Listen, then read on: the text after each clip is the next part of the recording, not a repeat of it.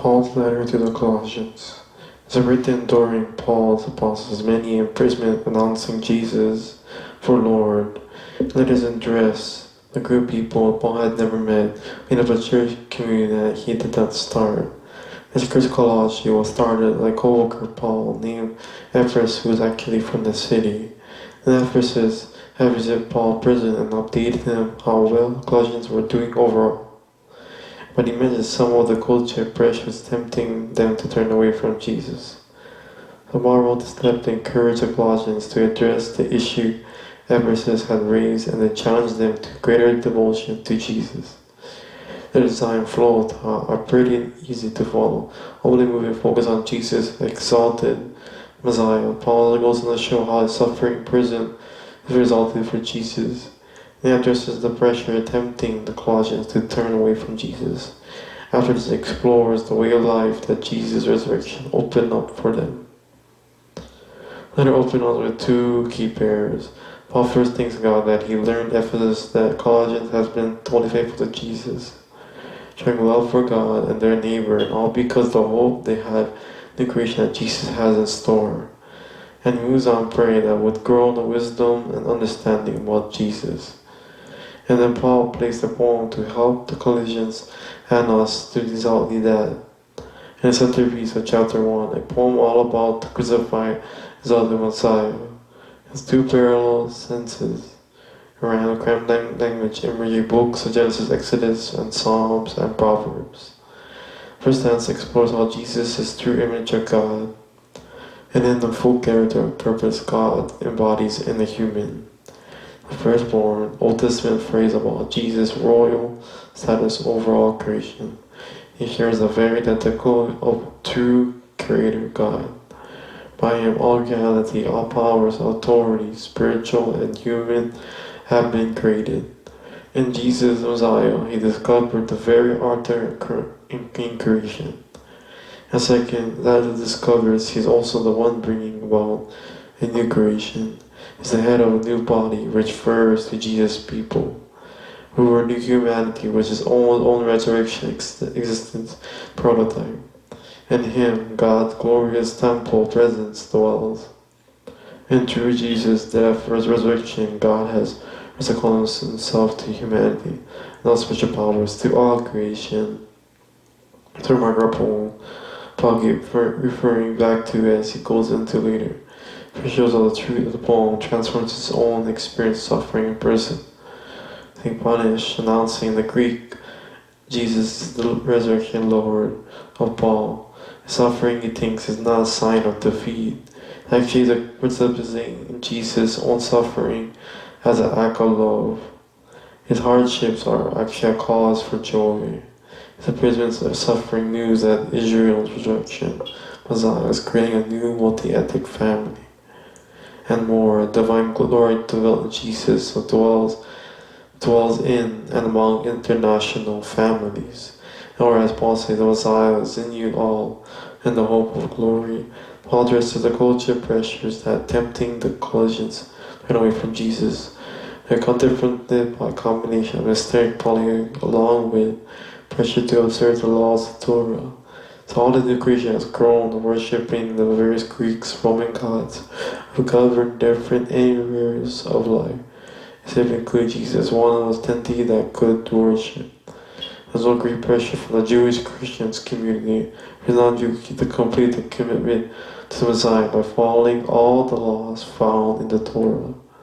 Specifically mentions the kosher diet, observing the conservative days, and circumcision, pursuant to the problems addressed in the letters to the Galatians.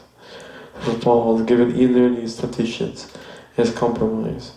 It's a failure to grasp Jesus really is what he did on behalf. And Colossians used to live in fear of spiritual powers and elemental spirits that Paul calls them, but Jesus triumphs over them through his death and resurrection. He freed Colossians from all obligations, and Jesus fulfills behalf of the laws of the Torah, which now have the power to transform the selfish human's heart anyways. What Jesus did, the life and death, resurrection of the acts, nothing. Doesn't need to supplement by following the laws. is a reality which all laws of Torah were pointing anyways. Instead of law, followers of Jesus have the power of his resurrection to change them. What goes on to explore. Following Jesus means enjoying their humanity because their lives now have been joined to risen his life. This is why Paul challenges Colossians to set their minds on things above where Messiah is seated or the rules as God's right hand. Paul does not mean care. Think about how you they in earth rather than the heavens are transcendent place from which Jesus, who is now of all creation. From there he one day returned to transform all things. Or Paul says, when Messiah who is revealed is to be revealed with him is no glory. So Paul challenges them to live the presence, the kinds of new humans that one day will become. He was the image of their own humanity, characterized by sordid sexuality, destructive speech.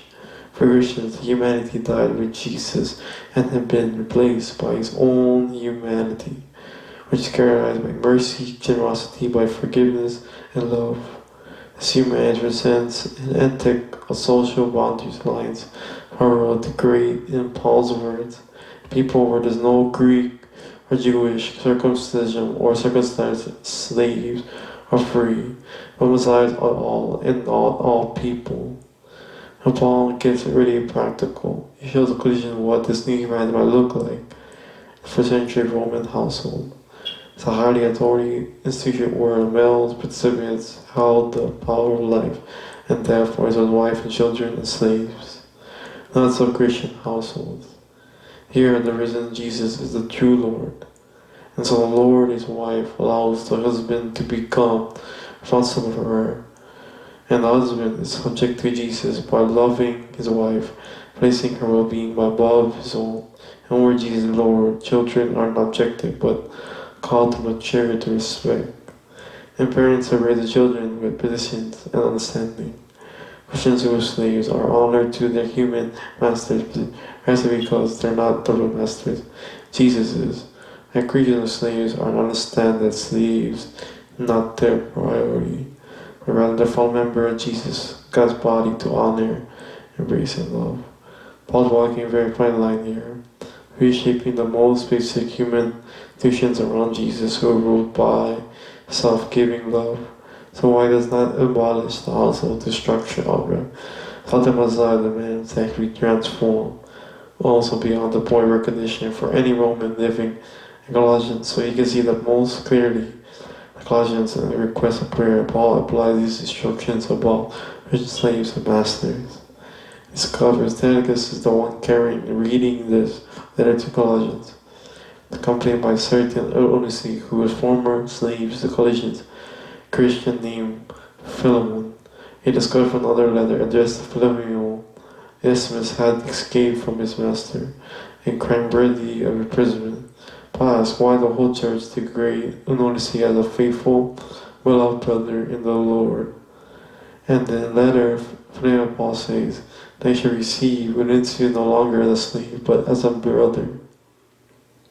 Talk about ending the letter with a punch. So later Colossians, Paul is invited to see no part of the human existence remains untouched by loving and liberating rule of the risen Jesus. Our suffering, our temptation to compromise our moral characters, the power dynamics in our homes, almost be re-examined and transformed. We are invited to live present as if new creations are really arrived where Jesus rose from the dead. And that's what the letter of Colossians is all about.